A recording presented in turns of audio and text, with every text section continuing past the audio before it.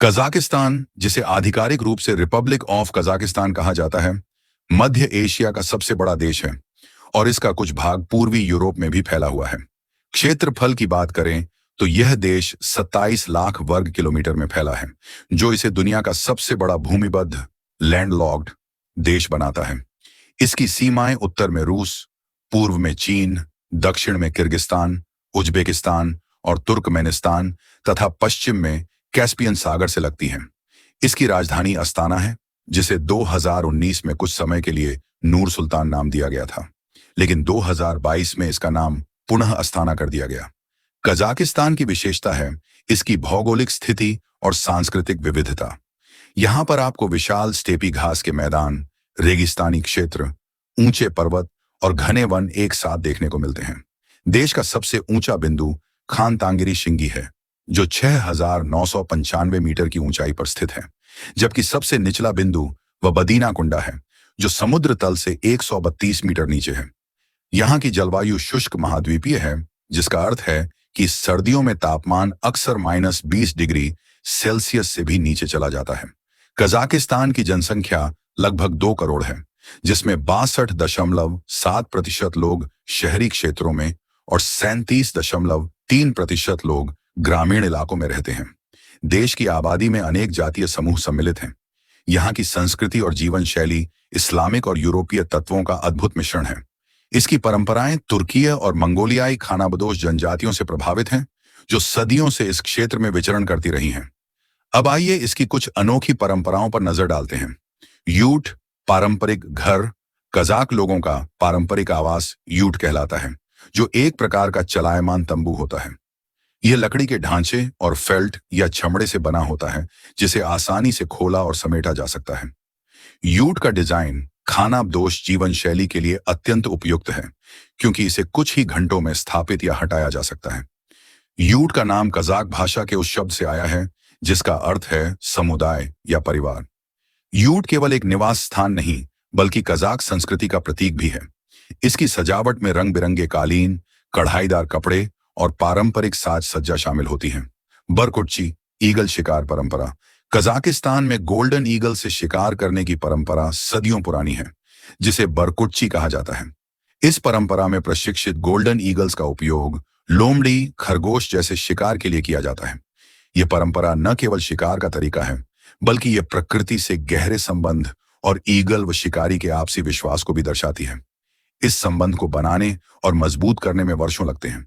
हर साल golden eagle festival आयोजित होता है, जिसमें शिकारी अपनी कला का प्रदर्शन करते हैं। कजाक व्यंजन। कजाकिस्तान का खान पान उसकी खानाबदोश संस्कृति से जुड़ा है। यहाँ के व्यंजन मुख्यतः घोड़े और भेड़ के मांस पर आधारित होते हैं। इसका राष्ट्रीय व्यंजन बेशबरमाक है, जिसमें उबला हुआ मांस, अक्सर घोड़े या भेड़ का, पास्ता जैसी रोटियों के साथ परोसा जाता है। एक और खास परंपरा है कुमिस, जो घोड़ी का दूध होता है। इसे पवित्र और औषधीय गुणों से भरपूर माना जाता है। यह न केवल पोषण से भरपूर है, बल्कि पारंपरिक चिकित्सा में भी प्रयोग होता है। नौरोज नववर्ष उत्सव। कजाकिस्तान में नौरोज नववर्ष बहुत धूमधाम से मनाया जाता है। यह उत्सव 21 से 23 मार्च के बीच मनाया जाता है और वसंत के आगमन का प्रतीक होता है। यह तुर्कीय संस्कृति का अभिन्न हिस्सा है। इस अवसर पर लोग पारंपरिक कपड़े पहनते हैं, नाचते गाते हैं, सामूहिक भोज करते हैं और मिलजुल कर त्योहार की खुशियां मनाते हैं। नौरोज एकता, आशा और नई शुरुआत का प्रतीक है। इसके अतिरिक्त कजाकिस्तान में शादी, जन्म और अन्य सामाजिक अवसरों से जुड़ी कई विशेष परंपराएं हैं।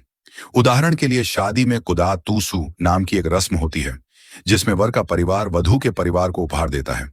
यह रस्म सामाजिक संबंधों को मजबूत करने का प्रतीक मानी जाती है। बैकोनूर कॉस्मोड्रोम अंतरिक्ष का प्रवेश द्वार। कजाकिस्तान में स्थित बैकोनूर कॉस्मोड्रोम दुनिया का सबसे पुराना और सबसे बड़ा अंतरिक्ष प्रक्षेपण केंद्र है। इसकी स्थापना 1955 में हुई थी और यह सोवियत अंतरिक्ष कार्यक्रम का प्रमुख केंद्र रहा है। 1957 में दुनिया का पहला उपग्रह स्पुतनिक यहीं से लॉन्च हुआ था। इसके अतिरिक्त यूरी गागरिन, जो अंतरिक्ष में जाने वाले पहले इंसान थे, उन्होंने भी 1961 में यहीं से उड़ान भरी थी। यह जानकर हैरानी होती है कि कजाकिस्तान, जो एक भूमिबद्ध देश है, यानी जिसके चारों ओर समुद्र नहीं है, फिर भी वह मानव अंतरिक्ष यात्रा का पहला कदम बना। अंतरिक्ष अनुसंधान में इतनी महत्वपूर्ण भूमिका निभाने वाला कजाकिस्तान आज भी इस क्षेत्र में अग्रणी है। रूस अब भी इस केंद्र को किराए पर लेकर अपने अंतरिक्ष अभियानों का संचालन करता है, जिससे यह केंद्र कजाकिस्तान की अर्थव्यवस्था का एक महत्वपूर्ण स्रोत बना हुआ है। क्या आप जानते हैं कि सेब की उत्पत्ति कजाकिस्तान में हुई थी? वैज्ञानिकों का मानना है कि आधुनिक सेब का जंगली पूर्वज मालुस सिवेर्सी कजाकिस्तान के जंगलों में पाया जाता था। कजाकिस्तान की पूर्व राजधानी अलमाटी का नाम ही सेब की भूमि के अर्थ पर रखा गया है। यह तथ्य हैरान करने वाला है, क्योंकि आज सेब दुनिया के सबसे लोकप्रिय फलों में से एक है और इसकी शुरुआत मध्य एशिया के इसी देश से मानी जाती है। कजाक व्यंजनों में घोड़े का मांस अत्यंत महत्वपूर्ण है, जिसे सुनकर कई लोग चकित रह जाते हैं। इतना ही नहीं, 2012 में कजाक एथलीटों ने अंतर्राष्ट्रीय ओलंपिक समिति से लंदन ओलंपिक में घोड़े का मांस उपलब्ध कराने की मांग भी की थी। घोड़े का मांस कजाक संस्कृति में पवित्र और सम्मानित माना जाता है और इसे त्योहारों तथा विशेष अवसरों पर परोसा जाता है। यह परंपरा पश्चिमी देशों के लिए विशेष रूप से चौंकाने वाली है, जहां घोड़े का मांस खाना लगभग असामान्य माना जाता है। कजाकिस्तान में मेड्यू स्केटिंग रिंग स्थित है, जो दुनिया का सबसे ऊंचाई पर स्थित प्राकृतिक बर्फ का स्केटिंग रिंग है। यह अलमाटी के पास 10,651 फीट की ऊंचाई पर स्थित है। इस रिंग ने कई विश्व रिकॉर्ड बनाए हैं और यह कजाकिस्तान के खेल इतिहास का एक महत्वपूर्ण हिस्सा माना जाता है। ठंडी सर्दियों में यह रिंग पर्यटकों और स्थानीय लोगों के लिए रोमांचकारी आकर्षण बन जाती है। यह जानकर आपको आश्चर्य हो सकता है कि कजाकिस्तान, जो दुनिया का सबसे बड़ा भूमिबद्ध लैंडलॉक्ड देश है, अपनी एक नौसेना भी रखता है। यह नौसेना कैस्पियन सागर में संचालित होती है, जो कजाकिस्तान की पश्चिमी सीमा पर स्थित है। आमतौर पर भूमिबद्ध देशों के पास नौसेना नहीं होती, लेकिन कजाकिस्तान ने अपनी भौगोलिक स्थिति का लाभ उठाकर एक सक्षम नौसेना बल तैयार किया है, जो क्षेत्रीय सुरक्षा में महत्वपूर्ण भूमिका निभाता है। यह एक धर्मनिरपेक्ष देश है, लेकिन यहां धार्मिक विविधता स्पष्ट रूप से देखी जा सकती है। 2019 की जनगणना के अनुसार कजाकिस्तान की धार्मिक संरचना इस प्रकार है। यहां इस्लाम 7 से अधिक लोगों द्वारा अपनाया गया है। ईसाई धर्म लगभग 26.6% है, जिसमें अधिकांश रूसी, यूक्रेनी और बेलारूसी समुदाय के लोग हैं। शेष 3.4% अन्य धर्मों के लोग हैं, जिनमें बौद्ध, यहूदी, हिंदू, मोरमन, बहाई और अन्य संप्रदाय शामिल हैं। कजाकिस्तान का इतिहास हजारों वर्षों पुराना है, जो खानाबदोश जनजातियों, साम्राज्यों और आधुनिक राष्ट्रीय राज्य के विकास की गाथा कहता है। इस भूमि पर प्राचीन काल से यावार जनजातियों का वास रहा है। सिथियन, हुन और अन्य तुर्किक जनजातियां यहां विचरण करती रही हैं।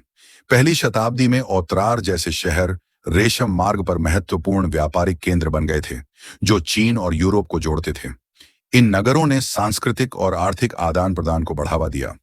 13वीं शताब्दी में कजाकिस्तान मंगोल साम्राज्य का भाग बना और बाद में गोल्डन हॉर्डे के अधीन रहा। 15वीं शताब्दी में कजाक खानते की स्थापना हुई, जिसने कजाक पहचान को सशक्त किया। इस काल में कजाक लोग अपनी यावार जीवन शैली और पशुपालन आधारित अर्थव्यवस्था को बनाए रखते थे। 19वीं शताब्दी में कजाकिस्तान रूसी साम्राज्य के अधीन आया। रूसी शासनकाल में कई परिवर्तन हुए, नई बस्तियों की स्थापना हुई और रेलवे नेटवर्क का विकास हुआ। 1557 की जनगणना के अनुसार इस क्षेत्र की जनसंख्या 40 लाख थी। 1920 में कजाकिस्तान सोवियत संघ का हिस्सा बना। इस काल में कई महत्वपूर्ण परियोजनाएं शुरू हुईं, जैसे बैकोनूर कॉस्मोड्रोम और वर्जिन लैंड्स कैंपेन। हालांकि 1922 से 1933 के बीच आए भयंकर अकाल ने लाखों लोगों की जान ले ली, जिससे जनसंख्या में भारी गिरावट आई। 1991 में जब सोवियत संघ का विघटन हुआ, तब कजाकिस्तान ने स्वतंत्रता की घोषणा की। स्वतंत्रता प्राप्त करने के बाद नूर सुल्तान नजरबायेव देश के पहले राष्ट्रपति बने और 2019 तक शासन किया। आज का कजाकिस्तान एक आधुनिक धर्मनिरपेक्ष राष्ट्र है, जो तेल और गैस के प्राकृतिक संसाधनों के लिए भी प्रसिद्ध है। देश की राजधानी है अस्ताना, जिसे 1998 में अलमाटी से स्थानांतरित किया गया था। इसका नाम 1919 में बदलकर नूर सुल्तान रखा गया था, पूर्व राष्ट्रपति के सम्मान में, लेकिन 2022 में इसे फिर से अस्ताना कर दिया गया। यह शहर आधुनिक वास्तुकला के लिए प्रसिद्ध है। यहाँ की प्रमुख इमारतों में बायथेरेक टावर, खान शातिर मनोरंजन केंद्र और पैलेस ऑफ पीस प्रमुख हैं। बायथेरेक टावर, जो 97 मीटर ऊंचा है, 1997 में स्वतंत्रता के प्रतीक के रूप में निर्मित किया गया था। शहर की सड़कें चौड़ी, वातावरण स्वच्छ और हरित है, जो इसे एक सुंदर और व्यवस्थित राजधानी बनाते हैं।